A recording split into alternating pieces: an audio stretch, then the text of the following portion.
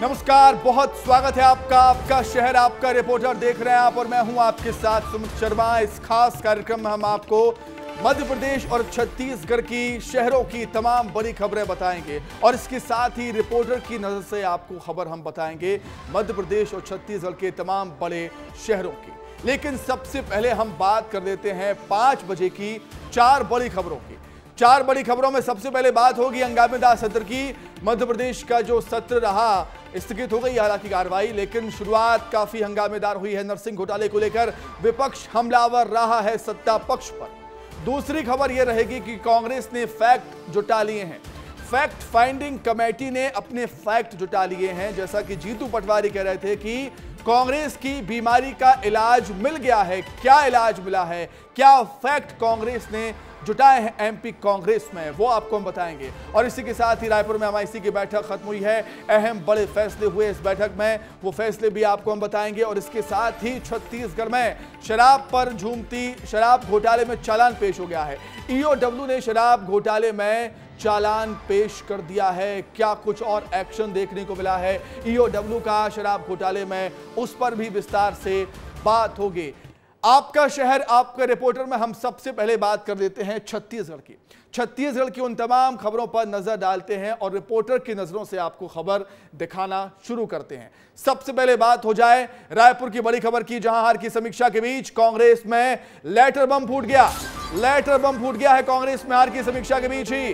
राजीव भवन में बैठक के बीच बाहर आया है एक गुमनाम पत्र। राजीव भवन में बैठक के बीच एक गुमनाम पत्र लेटर बाहर आ गया है। कांग्रेस अध्यक्ष मल्लिकार्जुन खड़गे के नाम से लेटर लिखा गया है। बगैर नाम के लेटर में भूपेश बघेल को हार का जिम्मेदार बताया गया है।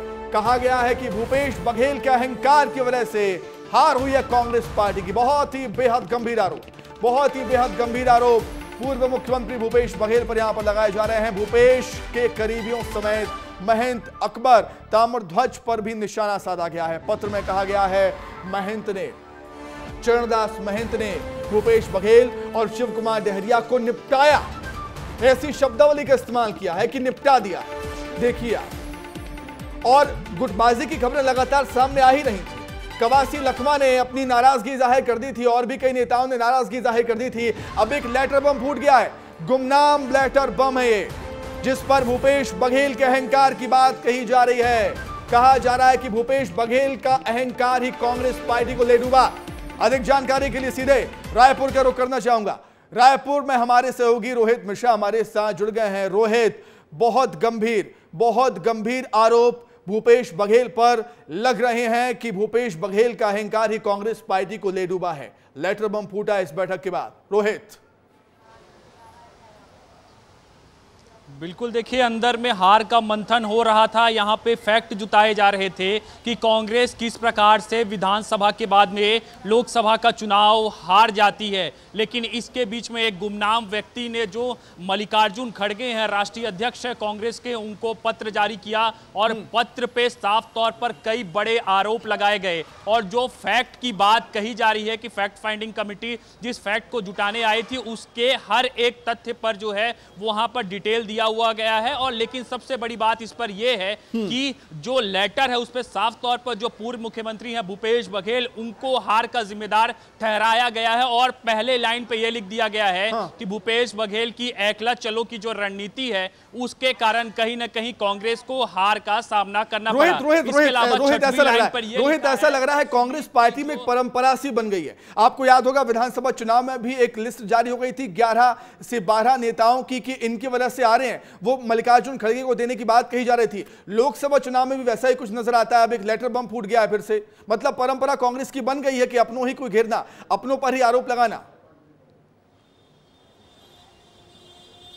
सुमित, बिल्कुल, देखिए, क्योंकि जिस प्रकार से पिछले 5 साल कांग्रेस की सरकार रही है, उसके बाद में अगर इस तरह की करारी हार होती है तो कहीं ना कहीं कार्यकर्ताओं के बीच में नाराजगी रहती है, और नाराजगी वो इस प्रकार से प्रकट करते हैं, इस प्रकार से सामने लाते हैं कि वो लगातार लेटर लिखते हैं। और याद होगा कि भूपेश बघेल के सामने ही राजनांदगांव में एक कार्यकर्ता ने यहां तक कह दिया था कि अहंकार के कारण जो है वो हम हार गए। बिलासपुर में एक बड़ा बयान सामने आया था, कवासी लखमा ये कह रहे थे कि मैं तो लोकसभा चुनाव ही नहीं लड़ना चाह रहा था, मुझे लड़ाया गया। और इसके ऊपर एक और चीज लिखी गई है कि जो पूरे कैबिनेट को जो है वो सरकार पे जो कैबिनेट थी उसको लोकसभा चुनाव में उतार दिया गया, उसको भी एक बड़ी वजह इस लेटर बॉम्ब पे बताया गया है कि उनके कारण हारा गया। एक और सुमित महत्वपूर्ण बात मैं बता देता हूं कि इस पर यह भी लिखा गया है कि जो पूर्व के डिप्टी सीएम थे टीएस सिंहदेव और चरणदास महंत जो नेता प्रतिपक्ष है, वो भी हार के बड़े कारण है। बिल्कुल, मतलब जो भी दिग्गज थे उनको हार का जिम्मेदार बताया है इस लेटर में, इस लेटर बम में।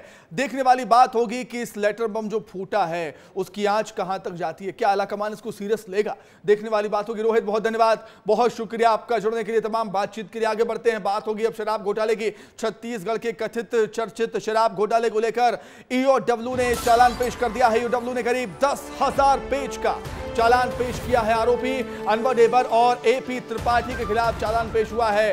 2000 करोड़ के शराब घोटाले की जांच कर रहा है ईओडब्ल्यू। पुलिस की रिमांड पर है अनवर ढेबर और एपी त्रिपाठी।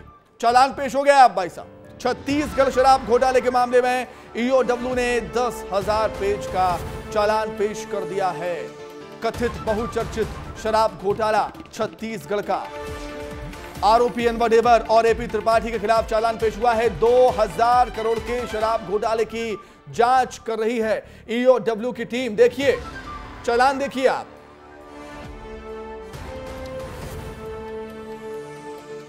तस्वीरें भी निकलकर सामने आई हैं। 10,000 पेज के चालान पेश हुआ है, 10,000 पेज का चालान पेश हुआ है ईओडब्ल्यू की तरफ से। बहुचर्चित शराब घोटाला छत्तीसगढ़ का, जिसने सियासत में उबाल ला दिया था।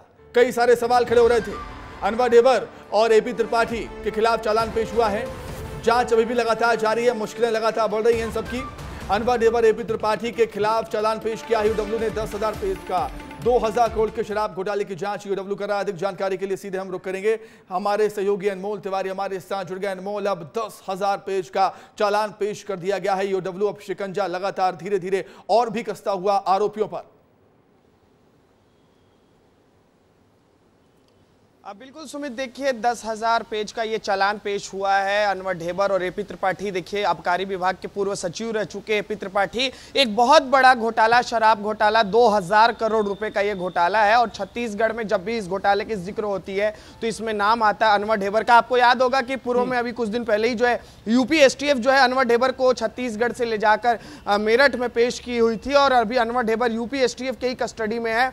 तो ये बहुत बड़ा है। 10,000 अब जो चार्जशीट ये पेश किया गया, पेज का जो सामने आया है, इसमें कई खुलासे सामने होंगे।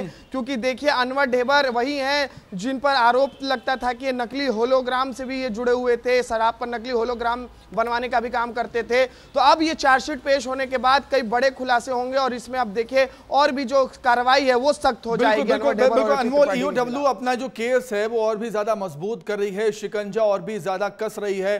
पुलिस रिमांड पर है अनवर ढेबर और एपी त्रिपाठी, और लगता है कि इनकी मुश्किलें अब कम होने का नाम नहीं लेंगी। लगातार धीरे धीरे मुश्किलें बढ़ेंगी और भी आगे चलकर। अब बिल्कुल सुमित, देखिए मुश्किल कम होने का नाम नहीं ले रही है, क्योंकि देखिए जो सबूत है वो धीरे धीरे इशारा कर रहे हैं कि किस तरीके से घोटाले हुए हैं। क्योंकि देखिए बहुत बड़ा घोटाला था, और अब जब 10,000 पेज का अगर चार्जशीट दाखिल करती है ईओडब्ल्यू, तो आप समझिए कि 10,000 पेज में जो है इस दस्तावेज में क्या कुछ होंगे। क्योंकि इसमें काफी चीजें जो है मेंशन की गई होंगी इस पूरे घोटाले से जुड़ा हुआ। इसमें और भी जो तार हैं कहां तक जुड़े हुए हैं ये भी निकलकर सामने आ जाएगा। तो अब कहा जा सकता है कि ईओडब्ल्यू जो है उसका शिकंजा कसता जा रहा है, और अनवर ढेबर और एपी त्रिपाठी की मुश्किलें जो है अब और बढ़ती हुई नजर आएंगी। बिल्कुल, 10,000 पेज के चालान में पूरा काला चिट्ठा खोलकर रख दिया होगा ईओडब्ल्यू ने। बहुत धन्यवाद आपका अनमोल, बहुत शुक्रिया जुड़ने के लिए। तमाम बातचीत के लिए आगे बढ़ेंगे। अब शराब घोटाले के बाद बात हो जाए रायपुर में एमआईसी की बैठक की, जो कि खत्म हो चुकी है। एमआईसी की बैठक में 7 एजेंडों पर चर्चा हुई। टाटी बंद से तेली बांधा तक स्ट्रीट लाइट लगाने की मांग की गई है। ड्रेनेज सिस्टम मजबूत करने के लिए 200 करोड़ की मांग है। केंद्र सरकार से ये मांग की गई है। हाँ, 15वें वित्त के पैसे का सीसी रोड और पे ओवर के लिए उपयोग होगा। इसका पेंशन संबंधी मुद्दों पर भी चर्चा हुई। तातियापारा सड़क के चौड़ीकरण को लेकर भी चर्चा हुई है। पैसे के निर्धारण के लिए कमेटी का गठन हुआ है। एमआईसी के 3 सदस्य, 1 रिटायर्ड अफसर और स्थानीय पार्षद इसमें शामिल होंगे। अधिक जानकारी के लिए बातचीत करेंगे। रोहित हमारे सहयोगी जुड़े हुए हैं। रोहित, हम कह रहे हैं कि निश्चित तौर पर एक बड़ी बैठक थी, अहम बैठक थी और बड़े फैसले हुए हैं। केंद्र सरकार से डिमांड भी कर दी गई है इसको लेकर। बिल्कुल, देखिए बहुत महत्वपूर्ण इसमें फैसले लिए गए हैं और नगर निगम चुनाव को महज 6 महीने का वक्त बचा हुआ है। इससे पूर्व में ये बैठक कई मायनों में जो है वो महत्वपूर्ण बताई जा रही है। सबसे पहले इस पर बात करते हैं तो इसमें पेंशन को लेकर चर्चा हुई कि नगर निगम जिनको पेंशन देता है उसकी स्कीम को अगर बढ़ाया जाए तो कैसे बढ़ाया जाए, उस पर क्या क्या प्रावधान किए जाए। इसके अलावा केंद्र सरकार से ड्रेनेज सिस्टम कैसे मजबूत किया जाए, क्योंकि बारिश का समय है और सबसे ज़्यादा पोल नगर निगम की ड्रेनेज सिस्टम को लेकर खुलती है। तो ऐसे में 200 करोड़ की मांग कर दी गई है ताकि ड्रेनेज सिस्टम को और मजबूत कर लिया जाए। लेकिन सुमित, सबसे बड़ी बात इस पे तात्यापारा का है और तात्यापारा का विवाद इस प्रकार है कि पिछले कई सालों से ये विवाद सुलझ नहीं पाया है। अब इसको लेकर एक एक्शन लिया गया है, एक कमेटी का निर्धारण कर दिया गया है। ये कमेटी आगामी समय पे इसको लेकर डिसीजन लेगी। लेकिन इन सब के बीच में कांग्रेस ने एक बड़े आंदोलन की चेतावनी जो है वो दे दी है और 4 तारीख को नगर निगम रायपुर से लेकर तात्यापारा चौक तक के जो पैदल मार्च है वो निकाला जाएगा। इसके अलावा इस पर भाजपा के पार्षदों और जो नेता प्रतिपक्ष है निगम सरकार पे, उनको भी कहा गया है कि वो भी शामिल हो और जो तात्यापारा का लंबे समय से सड़क चौड़ीकरण नहीं हो पा रहा है उसको लेकर जो है वो ये तात्यापारा सड़क चौड़ीकरण को लेकर कांग्रेस पार्टी अब आंदोलन करने की तैयारी में है। हालांकि केंद्र सरकार के सामने ड्रेनेज सिस्टम को मजबूत करने के लिए पैसों की डिमांड भी कर दी है। यहाँ पर बहुत बहुत धन्यवाद रोहित जुड़ने के लिए, तमाम बातचीत के लिए। अब दुर्ग की बात भी कर दी जाए, जहां पर पुलिस गुंडे बदमाशों को बेनकाब करने के लिए एक नई पहल की गई है, नई पहल हुई है। यहाँ पर अब तक आपने संगीन अपराधों में संलिप्त शामिल बदमाशों की फोटो थाने में देखी होगी, लेकिन दुर्ग पुलिस ने अपराधियों को बेनकाब करने और आम लोगों को इन अपराधियों के बारे में अधिक से अधिक जानकारी देने के लिए शहर के चौक चौराहों पर उनके फोटो बड़े बड़े बैनर पोस्ट में लगाने की तैयारी है। दुर्ग एसपी जितेंद्र शुक्ला ने बताया कि लोगों में इन गुंडे बदमाशों का खौफ दूर करने के लिए अब शहर के चौक चौराहों पर इन गुंडे बदमाशों की होर्डिंग लगाई जाएगी। तो देखिए तस्वीरें, इन गुंडे बदमाशों की तस्वीरें आपके सामने। बदमाशों की अब खैर नहीं, बदमाशों को लेकर पुलिस अब सख्त है। आपने अमूमन देखा होगा जब थाने कभी गए होंगे आप, तो थानों में अपराधियों की फोटो रहती है, एक बोर्ड पर लगी होती है। लेकिन अब पुलिस का ये मानना है कि बदमाशों का खौफ कम करना है जनता में, तो इनको सार्वजनिक कर देना चाहिए, इनकी तस्वीरों को सार्वजनिक कर देना चाहिए। अब होर्डिंग्स में आपको बदमाश नजर आएंगे चौक चौराहों पर। अधिक जानकारी के लिए बातचीत करेंगे। दुर्ग से हमारे सहयोगी दिलीप शर्मा हमारे साथ जुड़ रहे हैं इसी खबर पर। दिलीप, एक अच्छी पहल हम कह सकते हैं ताकि गुंडे बदमाशों का जो खौफ है कम हो सके। जुलूस तो निकाला जाता ही है पुलिस की तरफ से, अब होर्डिंग्स में भी बदमाश नजर आएंगे हमें। बिल्कुल, निश्चित तौर पे एक अच्छी पहल है दुर्ग पुलिस की, क्योंकि जो बदमाश गुंडे बदमाश है वो लगातार अपराध करते हैं, लेकिन किसी तरह से वो अपराध जब करते हैं तो उनको किसी तरह के शिकंज या कोई चिंता नहीं होती है। लेकिन दुर्ग पुलिस ने एक बड़ी पहल की है। जो थाने में जो अपराध से जुड़े बदमाशों के फोटो लगाए जाते थे, अब उन बदमाशों के फोटो चौक चौराहों पर बैनर लगाकर दुर्ग पुलिस करेगी। इसके पीछे दुर्ग पुलिस का एक ही मकसद है कि आसपास के जो लोग हैं, आम लोग हैं, ये जान ले कि ये आदतन अपराधी है और इनसे बच के रहे। अगर कुछ भी गलत काम कर रहे हैं तो आप दुर्ग पुलिस को इसकी सूचना भी दे। तो कहीं ना कहीं ये पहल से जो अपराध से जुड़े जो लोग हैं उनको कहीं ना कहीं समाज के नजर में जो आपराधिक दृष्टि कर रहे हैं तो समाज में लज्जित होना पड़ेगा। बिल्कुल ठीक बात कही, लज्जित करने कहीं ना कहीं शर्म आएगी, कहीं ना कहीं शर्म आएगी बदमाशों को जब बड़े बड़े होर्डिंग्स में उनकी फोटो होगी। जो आप कह रहे हैं कि अगर कहीं भी सूचना दी जाती है इन बदमाशों के बारे में तो पुलिस इन पर कार्रवाई कर सकती है, सावधान भी यहाँ पर हो सकते हैं। तो एक तीर से कई निशाने लगाने की कोशिश है पुलिस की इस पहल से।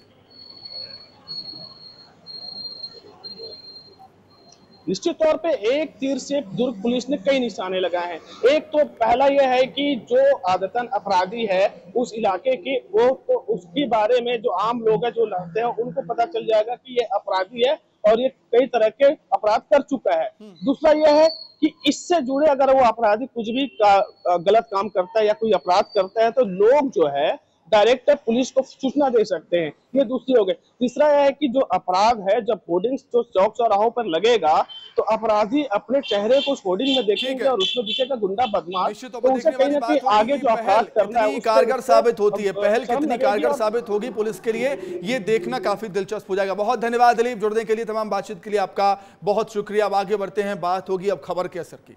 विस्तार न्यूज की खबर का बड़ा असर हो गया है बलरामपुर में। हमने खबर दिखाई थी कि किस तरीके से बलरामपुर में झोला छाप डॉक्टर ने कारनामा किया था। झोला छाप डॉक्टर का कारनामा हमने आपको दिखाया था, जहां पर मेडिकल स्टोर के संचालक ने एक महिला की सर्जरी कर दी, ऑपरेशन कर दिया था। विस्तार न्यूज पर खबर दिखाए जाने के बाद प्रशासन एक्शन में आया और प्रशासन ने गुप्ता मेडिकल स्टोर को सील कर दिया है। सील करने की तस्वीरें आपके सामने हैं। तहसीलदार के साथ प्रशासनिक अमले ने एक्शन लिया था। विस्तार न्यूज ने खबर को प्रमुखता से दिखाया था। स्टोर में ही, मेडिकल स्टोर में, अंदाजा लगाइए आप कि जहां दवाइयां बिकती हैं वहां ऑपरेशन चल रहा है। देखिए आप, झोला छाप डॉक्टर का एक कारनामा। पुलिस मामले की जांच हालांकि कर रही है अभी भी, लेकिन खबर का असर यह हो गया है कि जो मेडिकल स्टोर है वो सील हो गया। अधिक जानकारी के लिए सीधे बलरामपुर का रुख कर लेंगे। नंद कुमार कुशवाहा जुड़ गए हमारे साथ। नंद कुमार, पहले खबरें ये थी कि हैरान करती थी कि कार्रवाई हुई नहीं और मेडिकल स्टोर को सील नहीं किया गया, लेकिन विस्तार न्यूज पर खबर दिखाई गई तो मेडिकल स्टोर भी सील। सुमित, मैं इस मामले में बताया ये बड़ी खबर थी, क्योंकि ऐसी खबर थी कि जो भी इस खबर को सुन रहा था उसके मन में ध्यान हो जा रहा था कि आखिर ऐसा खबर कैसा हो सकता है। मेडिकल स्टोर में कोई दवा लेने जाता है और उसका वहां पर सर्जरी कर दिया जाता है। इसके बाद उसकी तबीयत खराब हो गई तो मेडिकल संचालन जो है वो ध्यान देने के वजह में उस मेडिकल स्टोर देते लापरवाही की वजह से, और इसमें जिला प्रशासन की बड़ी कार्रवाई दिखी। और जो कि जिला प्रशासन, बहुत शुक्रिया आपका नंद कुमार, जुड़ने के लिए, तमाम बातचीत के लिए आपका बहुत धन्यवाद। बात अंबिकापुर की, जहां एक चौंकाने वाला मामला सामने आया है, जहां गांधीनगर थाना इलाके में हेड कांस्टेबल की डांट से किसान को हार्ट अटैक आ गया, जिसके बाद आनन फानन में किसान को मेडिकल कॉलेज ले जाया गया, जहां इलाज के लिए पहुंचने से पहले ही किसान की जान चली गई, जिसे डॉक्टर्स ने मृत घोषित कर दिया।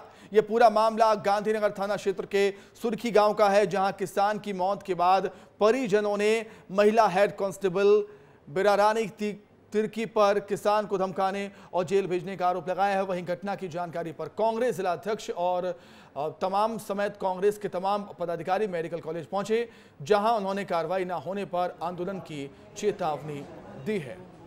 अधिक जानकारी के लिए हम बातचीत करेंगे। दिलीप जायसवाल हमारे साथ जुड़े हुए हैं फोन पर। दिलीप, क्या है पूरा मामला? बताया जाता है कि कांस्टेबल की डांट से ही हार्ट अटैक आ गया किसान को। देखिए, पूरा मामला आज दोपहर 2 बजे का है और अभी भी जिला अस्पताल मेडिकल कॉलेज का जो अस्पताल है वहां पे पुलिस अधिकारी हैं, कांग्रेस के नेतागण हैं और मृतक के परिजन हैं। और पुलिस वालों का कहना है कि इस मामले की जांच की जाएगी, लेकिन परिजनों का कहना है कि प्राथमिक तौर पर जो हेड कांस्टेबल है उसको सस्पेंड किया जाए, उसके बाद भी वे जो लाश है उसका पोस्टमार्टम कराने को तैयार होंगे।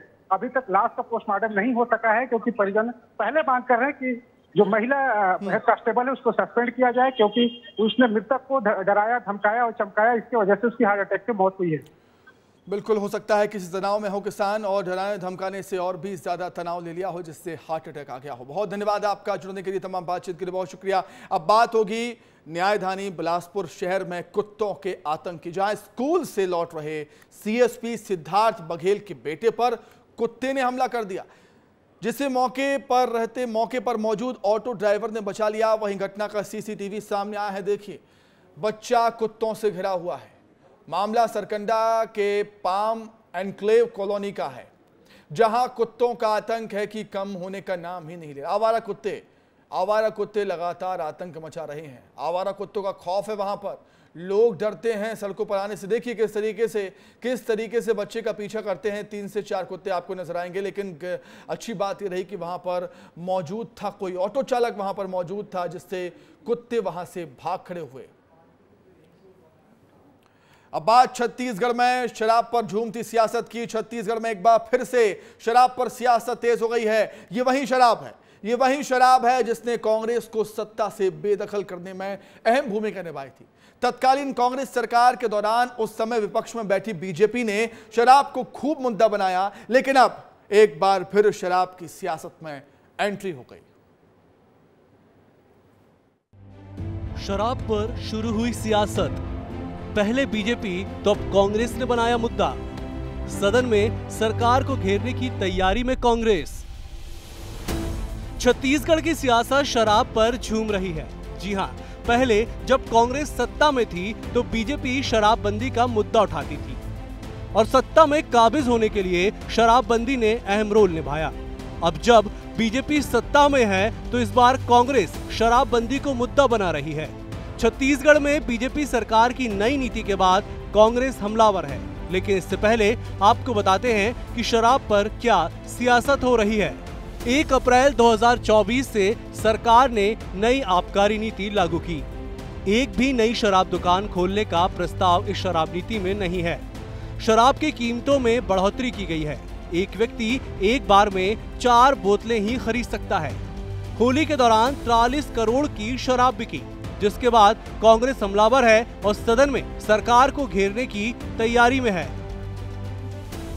सत्ता में वनवास काट रही कांग्रेस 2018 के विधानसभा में कई बड़ी घोषणाएं कर सत्ता में आई थी, जिसमें शराबबंदी अहम मुद्दा था। 5 साल तक बीजेपी ने इसे अच्छे से बनाया और खोई हुई सत्ता भी वापस पा ली, लेकिन अब स्थिति उलट नजर आ रही है। शराब को लेकर बीजेपी सरकार को कांग्रेस घेरती नजर आ रही है। पहले तो पीसीसी चीफ दीपक बैज ने सोशल मीडिया में पोस्ट कर सरकार को घेरा, फिर मीडिया में बयान जारी कर सरकार पर निशाना साधा। उन्होंने कहा कि बीजेपी की सरकार छत्तीसगढ़ की जनता को शराब में डुबोकर गरीब करना चाह रही है। भारतीय जनता पार्टी के एक संतरी से लेके प्रधानमंत्री तक शराबबंदी को लेकर कांग्रेस के ऊपर आरोप लगाते रहे। आज उनकी सरकार है और छत्तीसगढ़ में शराबबंदी कब होगी हम तो लगातार पूछ रहे हैं, लेकिन दुर्भाग्य है कि प्रदेश के डिप्टी सीएम ये कह रहे हैं कि छत्तीसगढ़ के लोगों को मनपसंद का शराब मिलेगा। मतलब इसका मतलब है कि छत्तीसगढ़ के लोगों को भारतीय जनता पार्टी की सरकार सिर्फ शराब में डुबोकर उनको गरीब बनाना चाह रही है। पीसीसी चीफ दीपक बैज के शराबबंदी के बयान के बाद डिप्टी सीएम अरुण साव ने कहा कि कांग्रेस का चेहरा छत्तीसगढ़ के लोगों ने देखा है। उन्होंने कहा कि बीजेपी सरकार ने जो गारंटी दी है उसे पूरा कर दिखाएंगे। कांग्रेस का चेहरा तो छत्तीसगढ़ के लोगों ने देखा है और दीपक बैज के मुंह नहीं खुलते थे जब उनकी सरकार ने वादा करके शराबबंदी का वादा करके इतनी भारी बहुमत से सरकार में आई थी, तब तो दीपक बैज का शराबबंदी को लेकर मुंह नहीं खुला। शराब के मुद्दे को लेकर एक बार फिर दोनों ही दल आमने सामने हैं। शराबबंदी के मुद्दे को लेकर एक दूसरे के ऊपर आरोप लगा रहे हैं। यही तो सियासत है साहब। जिस मुद्दे पर पहले बीजेपी हावी थी, अब उसी मुद्दे को कांग्रेस बना रही है। तू डाल डाल मैं पात पात वाली कहावत छत्तीसगढ़ की सियासत में बिल्कुल सही बैठती है। लेकिन अब देखने वाली बात होगी कि क्या बीजेपी छत्तीसगढ़ में शराबबंदी करती है या सिर्फ शराब फिर से एक मुद्दा बनकर रह जाता है।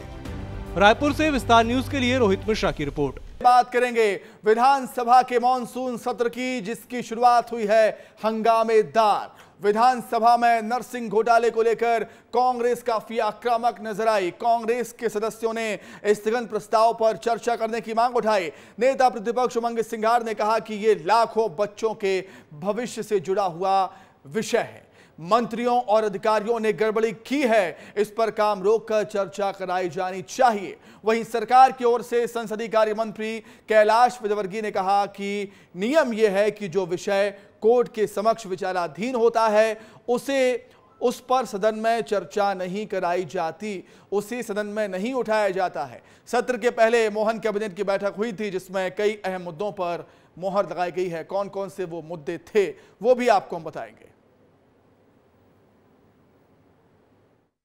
पटेल जी अभी हमारे साथ में हैं। आज बड़ी तैयारी कर रही है कांग्रेस ने घेरने की और नरसिंह घोटाला मामला सबसे। देखिए, कांग्रेस जो है वो केवल हंगामा खड़ा करना चाहती है। मेरी उनको सलाह है कि सकारात्मक विपक्ष की भूमिका निभाने के लिए कुछ तथ्यात्मक प्रमाणिक चर्चा करेंगे तो अच्छा रहेगा। जिस ट्यूबवेल में ओपन पाया जाएगा तो उसके खिलाफ कार्रवाई करेंगे। पंचायत और बाकी लोग पहले जुर्माना लगाएंगे। अगर ऐसी घटना घटती है तो एफआईआर तक करके हम कठोर कार्रवाई करेंगे। हर हालत में हर बच्चे की जान बचाना जरूरी है और ट्यूबवेल जैसे मामले में लापरवाही सरकार बर्दाश्त नहीं करेगी। मैं आपके माध्यम से पूरे प्रदेश में अपील करता हूं कि जो कोई ट्यूबवेल कराना चाहता है वो उसको ठीक से कराए, लेकिन उसका ढक्कन जरूर लगाए। किसी हालत में उसको ओपन नहीं छोड़े, खुला नहीं रखे। ये अधिकार भी कलेक्टर को दे दिए गए हैं कि जब भी कोई गोवंश का परिवहन करे तो जिस प्रकार आबकारी में और माइंस के अंदर राजसात करने का अधिकार है जिलाधीश को, वैसे ही अधिकार आज गोवंश परिवहन पर भी माननीय कलेक्टर महोदय को यह अधिकार दिए हैं कि वे गोवंश के परिवहन की गाड़ी को राजसात कर सकें। रोड का चौड़ीकरण के लिए या किसी प्राइवेट मकान के ऊपर है तो उसका नियम कायदा है कि कंपनी से पहले आंकलन करा के उसकी निश्चित राशि के 5% सुपरविजन चार्ज दे करके स्वयं व्यक्ति या नगरपालिका, नगर निगम या रोड बना रही एजेंसी पैसा जमा करा करके 1 क्लास के ठेकेदार से उस लाइनों को चेंज करे। उसका प्रावधान स्पष्ट है। तो ये बात सदन में जो आई है वो बात सम्मानित सदस्य को पहले से पता है। अध्यक्ष के अधिकार क्षेत्र में रहता है और जनता की बात है। हम किसी कोर्ट के किसी इसमें जांच कोई प्रभावित नहीं कर रहे। हम वही बात करना चाहते हैं जो यहाँ पर घोटाले हुए, जो लोग मेन लोग थे, बड़े मगरमच्छ थे, उनके नाम सामने आए। चाहे विश्वास सारंग हो, चाहे महेंद्र गुप्ता हो। महेंद्र गुप्ता को क्या कहाँ भगोड़ा बना दिया, भाग गया हो, उनको सबको सामने लाए। जब तक इन पे जांच नहीं होगी, जब तक इन पे नहीं होगा, इसका पर्दाफाश नहीं होगा। पर्दाफाश पूरा विधायक दल करना चाहता था। वाद विवाद हुआ काफी हंगामा हुआ है और क्या कुछ खास हुआ है उसे जानेंगे। सीधे हम रुक करेंगे। हमारे वरिष्ठ सहयोगी अंचल शुक्ला हमारे साथ जुड़ गए हैं, स्पेशल करस्पॉन्डेंट। अंचल शुक्ला से जानेंगे क्या कुछ खास और रहा है सदन की कार्रवाई के दौरान। अंचल, हंगामा तो काफी हुआ है लेकिन खास क्या कुछ रहा आज के दिन? सुमित, देखिए, मानसून सत्र का आज पहला दिन जो है वो पूरी तरह से हंगामेदार रहा। आक्रामक तेवर में दिखे कांग्रेसी विधायक, बाकायदा विरोध भी किया। विधानसभा के बाहर गांधी जी की प्रतिमा के नीचे खड़े होकर के उन्होंने सबने लामबंद होकर के और नरसिंह घोटाले मामले को लेकर के विश्वास सारंग का इस्तीफा भी मांगा और साथ में सरकार को घेरने का भी काम किया। सदन की कार्यवाही ठीक 11 बजे जब से शुरू हुई उसके बाद लगातार पहले तो पूर्व और वर्तमान विधायक जो अब इस धरती पर नहीं रहे उन्हें श्रद्धांजलि अर्पित की गई। इसके बाद कार्यवाही जब शुरू होती है तो सबसे पहले नरसिंह मामला उठाया जाता है। सारे कांग्रेस के जो विधायक हैं उनने अप्रैल पहनी हुई थी जो कि नरसिंह या डॉक्टर्स पहनते हैं वो पहन रखी थी उन्होंने, और बाकायदा उसका विरोध करते हुए नजर आए। और इसकी अगुवाई जो है नेता प्रतिपक्ष उमंग सिंघार ने की और लगातार सदन में इस बात की मांग उठती रही कि इस मुद्दे पर व्यापक तरीके से, विस्तार तरीके से, विस्तृत तरीके से बात होनी चाहिए।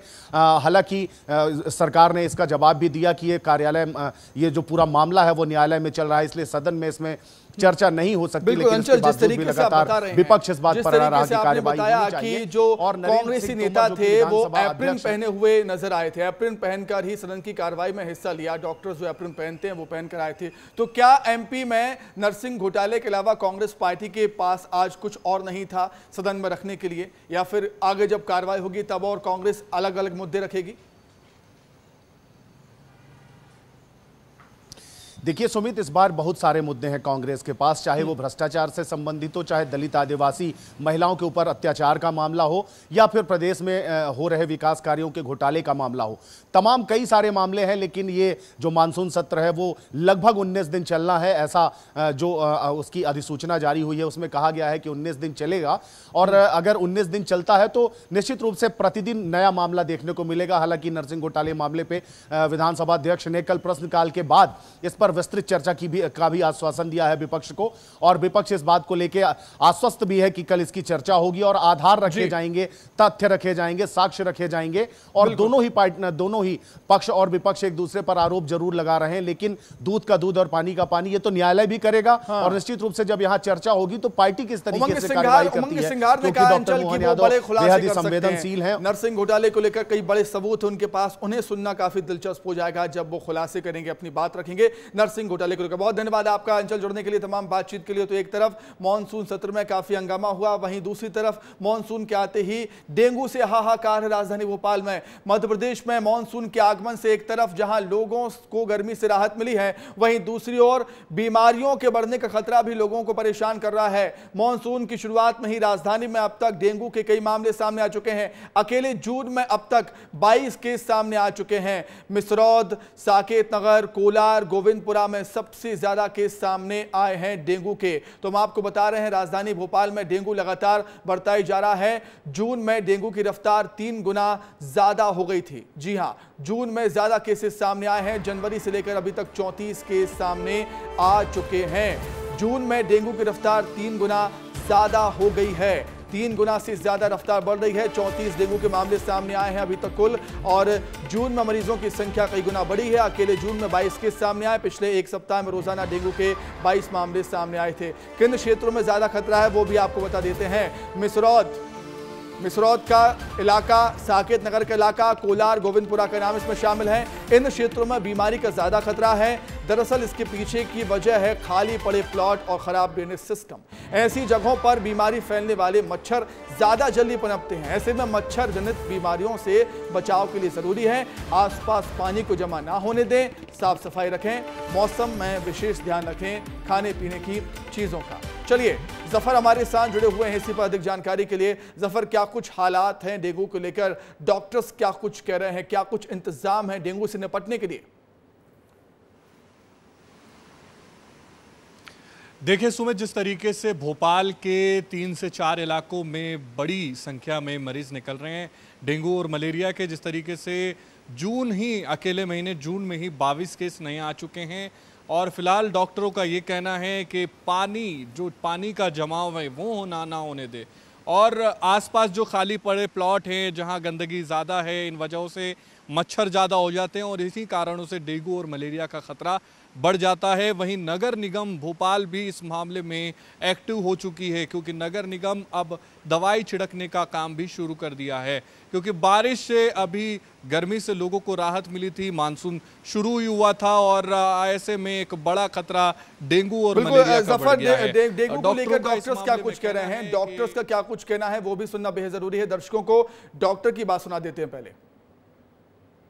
डेंगू मच्छर के काटने के बाद एक वायरल डिजीज़ है और ये क्यूलेक्स नाम के एक मॉस्किटो से होता है, जो कि मैक्सिमम टाइम दिन में काट देता है। साधारण लक्षण ये रहते हैं कि हाई ग्रेड फीवर आता है, आंखों के पीछे दर्द रहता है, हेडेक रहता है, कमर में दर्द है। कई बार कफ एंड कोल्ड के साथ भी डेंगू पॉजिटिव देखने को मिलता है। हमारे यहाँ पे 10 बेड का आइसोलेटेड वार्ड बनाया गया है डेंगू के मरीज़ों के लिए, और पर्याप्त मात्रा में सारी मेडिसिन अवेलेबल हैं, राउंड द क्लॉक डॉक्टर्स हैं। तो हमारे पास फिलहाल तो सारी सुविधाएं हैं डेंगू से जूझने के लिए। इस दफा डॉक्टर कह रहे हैं कि पर्याप्त दवाएं हैं, सुविधाएं हैं, लेकिन दिन ब दिन जो डेंगू के मरीज बढ़ रहे हैं वो चिंता बढ़ा रहे हैं। जफर, बिल्कुल चिंता बढ़ा रहे हैं सुमित। जिस तरीके से एक महीने में 22 केस आ गए हैं, ऐसे में चिंता का विषय है और लोगों को भी सावधानी की ज़रूरत है कि पानी जमा ना होने दे, गंदगी ना होने दे, खासकर ध्यान रखें इन सभी चीज़ों का। और अब नगर निगम भोपाल भी एक्टिव हो चुकी है। नगर निगम जगह जगह दवाइयों का छिड़काव भी कर रहा है जिससे मच्छर ना हो। तो एक बड़ा विषय है भोपाल की जनता के लिए, जिस तरीके से कोलार, गोविंदपुरा, साकेत नगर और मिसरौद, इन जगहों पर डेंगू के मलेरिया के लापरवाही नहीं करनी है। डेंगू जानलेवा बीमारी है, समझना होगा। आसपास सफाई रखें, पानी को जमा ना होने दें, अपना बेहद ख्याल रखें। बहुत धन्यवाद आपका सफा जुड़ने के लिए, तमाम बातचीत के लिए। आगे बढ़ते हैं अब। मध्य प्रदेश में हुए नर्सिंग घोटाले और नीट परीक्षा को लेकर कांग्रेस ने जंगी प्रदर्शन किया है। कांग्रेस जंगी प्रदर्शन कर रही है, आक्रामक हुई है। प्रदेश भर में कांग्रेस कार्यकर्ताओं ने जोरदार प्रदर्शन किया। आपको दिखाते हैं 5 तस्वीरें देखिए। इंदौर में प्रदर्शन हुआ, जबलपुर में प्रदर्शन हुआ है, भोपाल में, राजधानी भोपाल में देखिए किस तरीके से पानी की बौछार करनी पड़ी है पुलिस को कांग्रेस कार्यकर्ताओं को रोकने के लिए। ग्वालियर में भी कांग्रेसी आक्रामक नजर आए, झाबुआ में भी कांग्रेसी कार्यकर्ता काफी आक्रामक नजर आए हैं। नर्सिंग घोटाले को नीट परीक्षा के मुद्दे को भुनाने की कोशिश है कांग्रेस पार्टी की। इंदौर में सज्जन सिंह वर्मा पहुंचे हुए थे, जबलपुर में भी बैरिकेड्स लगाए गए थे, पानी की बौछारों से रोका गया कांग्रेसी कार्यकर्ताओं को। भोपाल में भी कमोबेश ऐसे ही हालात थे, ऐसा ही दृश्य भोपाल में देखने को मिला। ग्वालियर में भी बड़ी संख्या में कांग्रेसी पहुंचे थे और झाबुआ में भी सूरत हाल यही था आज के प्रदर्शन को लेकर कांग्रेस पार्टी के। अधिक जानकारी के लिए हम सीधे रुख करेंगे इंदौर का। हमारे सहयोगी पुनीत विजयवर्गीय हमारे साथ जुड़ गए हैं। पुनीत, नर्सिंग घोटाले नीट परीक्षा को लेकर काफी आक्रामक है कांग्रेस पार्टी, सड़क से लेकर सदन तक। बिल्कुल, देखिए सदन का तो सबने नज़ारा देख ही लिया है, सड़क का भी आज हमको देखने को मिला है। इंदौर में कांग्रेस के तमाम कार्यकर्ता मौजूद हुए थे, एकत्रित हुए थे और एक साथ मिलकर कलेक्टर को ज्ञापन देने के लिए पहुंचे थे, लेकिन कलेक्टर कार्यालय को पहले से ही बैरिकेड लगाकर पैक कर दिया गया था, भारी पुलिस फोर्स भी तैनात किया गया था। हालांकि एसडीएम ने खुद बाहर आकर उनका ज्ञापन ले लिया, तो इंदौर में तो कुछ इस तरह की नौबत नहीं आई कि लाठीचार्ज करना पड़े या वाटर कैनन का इस्तेमाल करना पड़े। यहाँ पर शांतिपूर्वक यह ज्ञापन दे दिया गया। लेकिन इसी के साथ में ही सज्जन सिंह वर्मा ने कहा है कि जो मंत्री है उन्हें अपने पद से इस्तीफा देना चाहिए, क्योंकि उन्हीं के समय पर यह घोटाला हुआ है। उसी के साथ में उन्होंने चुनौती दी है कि जो तत्कालीन चिकित्सा देखिए पुनी जिस तरीके से नीट पेपर लीक होता है उसके बाद नेट पे भी हमने देखा है किस तरीके की सियासत हुई है, और अब जब नर्सिंग घोटाले की बात सामने आती है तो अब एक मुद्दा कांग्रेस पार्टी को कहीं ना कहीं मिल गया है सत्ताधारी पार्टी पर हमलावर होने का, और पूरी कोशिश है कांग्रेस पार्टी को इसे भुनाने की। जी बिल्कुल, देखिए क्योंकि जब बीजेपी की तरफ से ये कहा गया था कि तत्कालीन चिकित्सा शिक्षा मंत्री विजय लक्ष्मी साधो के समय पर जो नर्सिंग कॉलेजेस है उन्हें मान्यता दी गई है, इस पर सज्जन सिंह वर्मा का कहना था कि उनके पास तमाम दस्तावेज मौजूद है कि किसके कार्यकाल में ये फर्जी मान्यता दी गई है। उन्होंने विश्वास सारंग जो मंत्री है उनके इस्तीफे की भी मांग की है और तमाम आरोप भी लगाए हैं, क्योंकि जो नीट है और नेट के एग्जाम है उन्हें तो निरस्त कर दिया गया है। इसी के साथ जो नर्सिंग कॉलेज फर्जीवाड़ा हुआ है, बिल्कुल प्रदेश के अलग अलग हिस्सों में जंगी प्रदर्शन कांग्रेस पार्टी का देखने को मिला था। इंदौर में भी बहुत प्रदर्शन हुआ है, भोपाल में भी किस तरीके से देखा कि वाटर कैनन का इस्तेमाल करना पड़ा था पुलिस को कांग्रेस कार्यकर्ताओं को रोकने के लिए। बहुत शुक्रिया पुनीत जुड़ने के लिए, तमाम बातचीत के लिए। बात होगी कांग्रेस की फैक्ट फाइंडिंग कमेटी की। मध्य प्रदेश में लोकसभा चुनाव के हारने के बाद फैक्ट फाइंडिंग कमेटी ने आखिरकार कांग्रेस के हालात पता कर दिए। कांग्रेस में पिछले 4 चुनाव हारने की बीमारी को डायग्नोस करने की अब तैयारी कर ली है। स्पष्ट है कि अब बड़े स्तर पर कांग्रेस के भीतर सर्जरी की जाएगी। कई कांग्रेस के दिग्गज नेताओं को मध्य प्रदेश से दूर किया जाएगा और उन्हें दिल्ली शिफ्ट किया जाएगा। वहीं मध्य प्रदेश में कमान युवा हाथों में होगी। मध्य प्रदेश में युवा अब नजर आएंगे आपको कांग्रेस में, क्योंकि मध्य प्रदेश में पहली लीडरशिप कांग्रेस को मजबूत करने के बजाय धरातल पर ली गई। यही वजह है कि अब देश में जब इंडिया गठबंधन तेजी से उभर रहा है और कांग्रेस की लोकसभा में सीटों में बढ़ोतरी हुई है, इस लिहाज से राज्यों में भी कांग्रेस को मजबूत किया जाए। और इसी खबर पर अधिक जानकारी के लिए हम सीधे रुख करेंगे। हमारे सहयोगी अंचल शुक्ला हमारे साथ जुड़ गए हैं। अंचल, अब युवाओं को मौका दिया जाएगा और जो दिग्गज हैं, जो अब सीनियर लीडर हैं, उनको दिल्ली भेजने की तैयारी है कांग्रेस पार्टी की।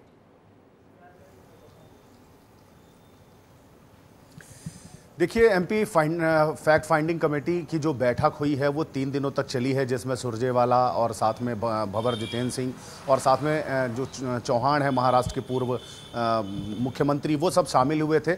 और इस बात के लिए 1-to-1 मार्किंग की गई, बात की गई लोगों से, 1-to-1 हुआ उन प्रत्याशियों से जो कि चुनाव हारे हैं। लोकसभा और विधानसभा दोनों की ही इसमें बात हुई और बात निकल कर जो सामने आई वो ये निकल कर आई कि अब क्षेत्रीय स्तर पर ही नेताओं को आगे बढ़ाया जाएगा। मतलब जो जिस क्षेत्र में है, जो जिस काबिल है, उसकी सक्षमता के हिसाब से उसको आगे बढ़ाया जाएगा। और जो यहाँ के वरिष्ठ नेता हैं, चाहे वो कमलनाथ हो, दिग्विजय सिंह हो, इनको केंद्र में या ये कहें कि दिल्ली में कोई बड़ी जिम्मेदारी दी जा सकती है और क्षेत्रीय स्तर पर युवाओं को बढ़ाया जाएगा। और इसी आधार पर ऐसे कयास लगाए जा रहे हैं कि पूरा जो संगठनात्मक ढांचा है कांग्रेस पार्टी का, उसे बदला जा सकता है। नए पदाधिकारियों को इसकी जिम्मेदारी दी जा सकती है। लेकिन एक और चीज आपसे समझना चाहूंगा, कांग्रेस पार्टी कह रही है कि दिग्गजों को दिल्ली भेजेंगे। अगर ऐसा हुआ तो युवाओं और दिग्गजों के बीच एक खाई बन जाएगी, जिससे कहीं ना कहीं अनुभव का फायदा युवाओं को नहीं मिल पाएगा। लेकिन एक पार्टी को अनुभव और युवा जोश दोनों ही चाहिए होते हैं। क्या ये परेशानी कांग्रेस के सामने खड़ी हो सकती है क्या, अगर ऐसा होता है तो? नहीं, देखिए इस बात में कोई दो मत नहीं है कि अनुभव की भी आवश्यकता हमेशा रही है और वो रहेगी भी, लेकिन उसके लिए बाकायदा प्रभारी नियुक्त किए जाएंगे, क्योंकि चाहे वो दिग्विजय सिंह की बात कर लें या कमलनाथ की बात कर लें, अगर जरूरत पड़ी तो इन्हें वहां से निश्चित रूप से मार्गदर्शन देने के लिए वहां से रिकमेंड किया जाएगा कि आप मार्गदर्शन दीजिए। और सबसे बड़ी बात, जो संगठनात्मक ढांचा तैयार अब कांग्रेस कर रही है वो इस लिहाज पर कर रही है, मतलब वो भारतीय जनता पार्टी के ढर्रे पर चल पड़ी है, मतलब बाकायदा उन्हें प्रशिक्षण दिया जाएगा, उन्हें जो अभी तक कांग्रेस का सेवा दल जो सुस्त पड़ा था उसे एक बार फिर से तैयार किया जाएगा। तो कहना गलत नहीं होगा, कहना गलत नहीं होगा कि देर आए लेकिन दुरुस्त आए कांग्रेस पार्टी के लिए। बहुत शुक्रिया अंचल, जुड़ने के लिए, तमाम बातचीत के लिए आपका बहुत धन्यवाद। अब आगे बढ़ते हैं, बात होगी अलीराजपुर की, जहां पर उस समय हड़कंप मच गया जब एक घर में फंदे से लटकते हुए 5 शव मिले हैं। जी हां, 5 शव एक घर में फंदे से लटकते हुए मिले। पति पत्नी 3 बच्चों के शव फांसी के फंदे पर लटके हुए मिले। घटना अलीराजपुर जिले के सांडवा थाना क्षेत्र के रावड़ी गांव की है। घटना की जानकारी मिलते ही एसपी समेत पुलिस के बड़े अधिकारी पहुंचते हैं। पुलिस के मुताबिक राकेश, उसकी पत्नी ललिता, बेटी लक्ष्मी, बेटा प्रकाश और अक्षय के शव घर में फांसी के फंदे पर लटके हुए मिले।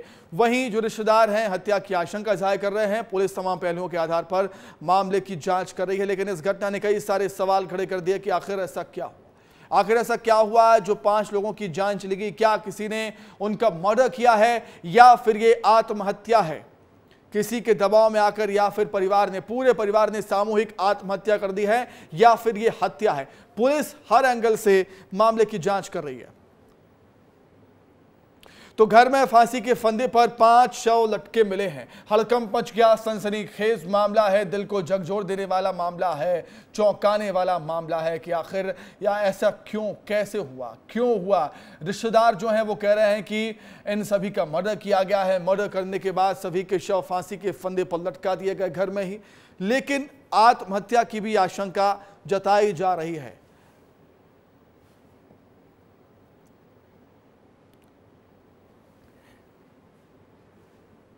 अधिक जानकारी के लिए हम बातचीत करेंगे। संजय हमारे साथ जुड़ गए अलीराजपुर से। संजय, काफी चौंकाने वाला मामला है, पुलिस की जांच कहां तक पहुंची, पुलिस का कह रही है अभी तक? जी बिल्कुल, बताना चाहूंगा।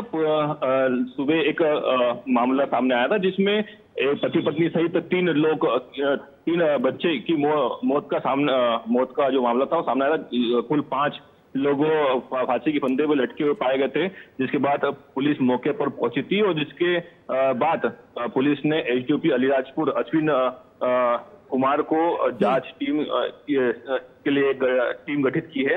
आपको बताना चाहूंगा जिस प्रकार से पूरा मामला है उसको लेकर पुलिस जांच में जुटी है, मगर कहीं न कहीं ग्रामीण हत्या की आशंका अभी भी जता रहे। ठीक है संजय, बहुत शुक्रिया जुड़ने के लिए, तमाम बातचीत के लिए आपका बहुत धन्यवाद। अब आगे बढ़ते हैं। मध्य प्रदेश में उड़ान सेवाओं के विस्तार के लिए एक और कड़ी जुड़ गई है। आज से मुंबई से जबलपुर की सीधी उड़ान सेवा फिर से शुरू हो गई है। जबलपुर वासियों के लिए अच्छी खबर है, मुंबई सीधे डायरेक्ट जा पाएंगे वो फ्लाइट से।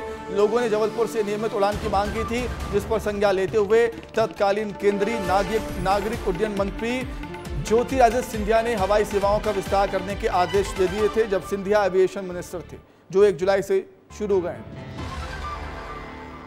जबलपुर से मुंबई के लिए फ्लाइट की सौगात मिली है संस्कारधानी वासियों को।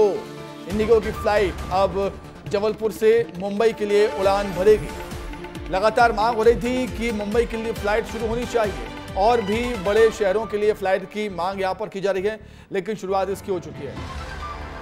अधिक जानकारी के लिए बातचीत करेंगे, हम सीधा रुख करते हैं जबलपुर का। दुर्गेश साहू हमारे साथ जुड़ गए हैं। दुर्गेश, बेहद अच्छी खबर है, एक बड़ी सौगात, बड़ा तोहफा जबलपुर वासियों के लिए। बिल्कुल सुमित, बड़ा तोहफा है उन हवाई यात्रियों के लिए जो संस्कारधानी से आर्थिक राजधानी तक का सफर तय करना चाह रहे थे, लेकिन जबलपुर में कुछ वजह से कंपनियों ने अपनी फ्लाइट बंद कर दी थी, जिसके लिए लगातार संघर्ष भी जारी रहा। वायु सेवा संघर्ष समिति की ओर से शहरवासियों ने हवाई यात्राएं फिर से शुरू करने की कोशिश की, लगातार जनप्रतिनिधियों से मुलाकात की, जिसका असर ये हुआ कि इंडिगो फ्लाइट ने आज से यानी 1 जुलाई से नियमित फ्लाइट जो है मुंबई के लिए शुरू कर दी है। आज हवाई यात्री मुंबई से जबलपुर आए, जबलपुर से मुंबई के लिए गए, तो बड़ी राहत उन यात्रियों के लिए है जो मुंबई में व्यापार जगत, औद्योगिक क्षेत्र, पढ़ाई लिखाई या विदेश यात्रा के लिए यहाँ से रवाना होते हैं, या फिर सबसे ज़्यादा परेशानी जो मरीजों के लिए होती है, जो खासकर जो कैंसर पीड़ित होते हैं, क्योंकि मुंबई में सबसे बेहतर इलाज होता है कैंसर का। ऐसे में उन मरीजों दुर्गेश की शुरुआत हो चुकी है और भी कई शहरों से कनेक्टिविटी अब जबलपुर की बढ़ जाएगी बड़े शहरों से। बहुत धन्यवाद आपका जुड़ने के लिए, तमाम बातचीत के लिए। आगे बढ़ते हैं। देश भर में आज से नया कानून लागू हो गया है। वहीं नए कानून के तहत पहला केस ग्वालियर में दर्ज किया गया। यह मामला ग्वालियर के हजीरा थाने में बाइक चोरी का है। शहर के हजीरा थाने में बीती रात 12:10 पर नए कानून के तहत देश की पहली एफआईआर दर्ज हुई। अधिक जानकारी के लिए हम रुक करेंगे। हमारे सहयोगी अनिल गौर हमारे साथ जुड़ गए हैं। नए कानून के तहत लोगों को सुविधाएं मिले, यही मकसद है अनिल, और वैसा नजर भी आता है। बिल्कुल, देखिए सुमित, आज से नए कानूनों में बदलाव हो गया है। ठीक आज रविवार के रात 12 बजे के बाद कानूनों में बदलाव किया गया है और यही कारण है कि देश की पहली एफआईआर इसी ग्वालियर में दर्ज की गई है। रात ठीक 12:10 पर यहाँ पर हजीरा थाना में एफआईआर दर्ज की गई है और यह एफआईआर चोरी की दर्ज की गई है। दरअसल यहाँ हजीरा थाने के इलाके में रहने वाले सौरभ सिंह हैं, उनकी बाइक चोरी हो गई और उसके बाद ठीक रात के 12 बजे वो यहाँ हजीरा थाने में पहुंचे और उसके बाद 12:10 पर उसकी एफआईआर दर्ज की गई। नई कानून के तहत एफआईआर दर्ज की गई है, जिसमें धारा 303 के तहत एफआईआर दर्ज की गई। तो कहा जा सकता है कि नए कानून की तरफ यही मकसद है नए कानून का कि जल्द से जल्द एफआईआर होनी चाहिए, लोगों को कोई परेशानी नहीं होनी चाहिए। बहुत धन्यवाद आपका जुड़ने के लिए, तमाम बातचीत के लिए। तो इसी के साथ ही आपका शहर आपका रिपोर्टर में फिलहाल इतना ही। खबर लगातार जारी है, देखते रहिए विस्तार न्यूज। नमस्कार।